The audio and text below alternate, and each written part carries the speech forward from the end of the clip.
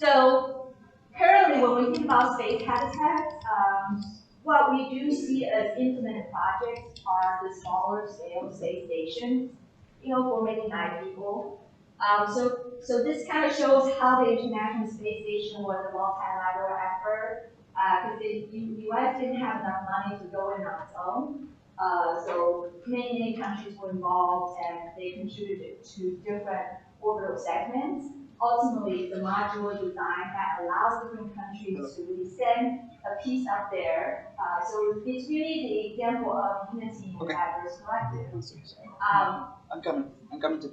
However, that's changing as the International Space Station is being retired, probably towards the end of this decade, the latest, if not earlier.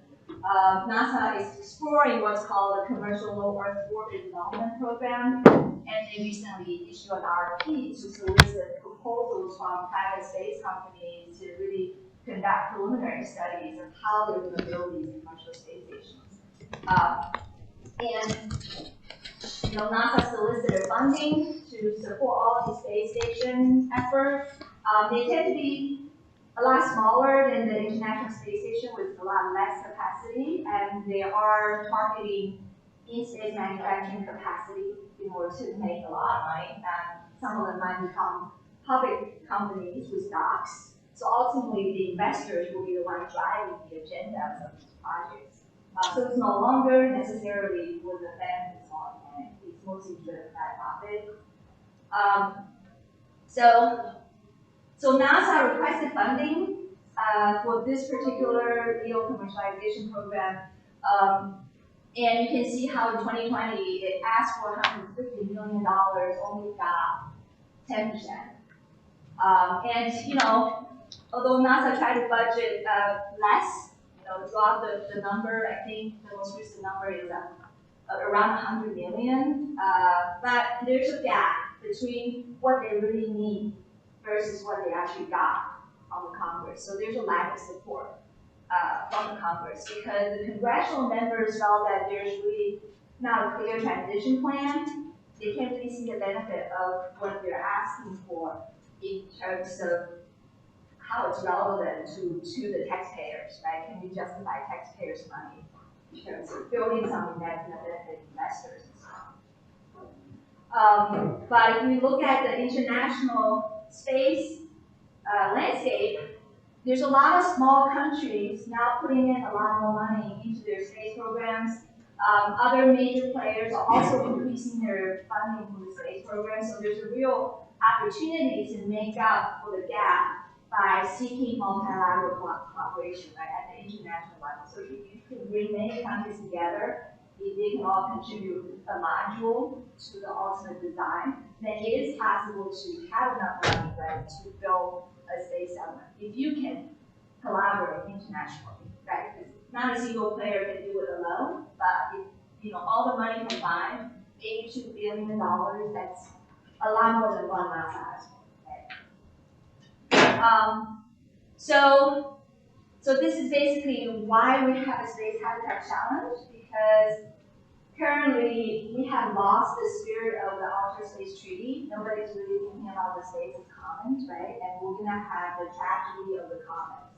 So the tragedy of the commons in this context is that we have a lot of space debris in the lower Earth orbit, and there's no money for addressing this space debris issue.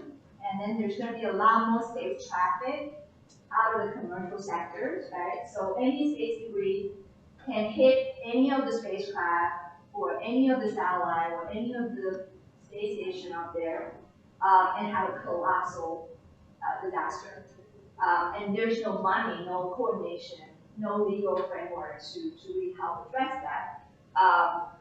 And then there's also sort of this overemphasis on LEO, and any space debris could potentially hurt the people on Earth.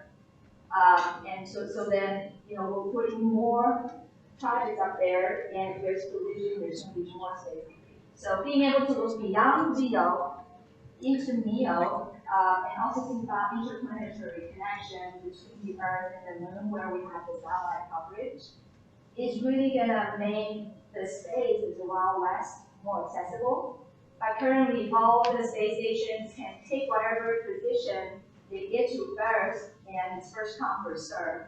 But so if it's a single company's effort, then the space is no longer a place for everyone. So if we can send a space element up there that is indeed a collaboration across all countries, then we can maintain the notion of the space as a common thread for everyone. Okay, so that's why we're exploring space settlements, because if we're building a space city of 1 million people, if we build 13 of them, we might be able to find a solution to the massive displacement we're going to have by 2030, when the sea level rise becomes a huge issue, by being compounded by the lunar fluctuation, the new lunar cycle. And also, there's going to be taxpayers willing to fund the project, and ultimately these projects will be self-sufficient because you will have 1 million people paying taxes, right, to the space element itself to help fund that project. So the design on the right-hand side was created by the aerospace engineering faculty. It's a rotational growable space habitat. It generates artificial gravity through rotation. The design on the right-hand side is our current thinking. It has contributions from many faculty and students. And Walter is going to show you guys a really cool video that really shows how it works for you.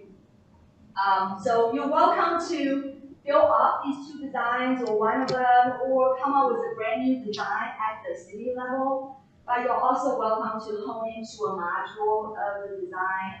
You will see, how their files when Walter makes his presentation.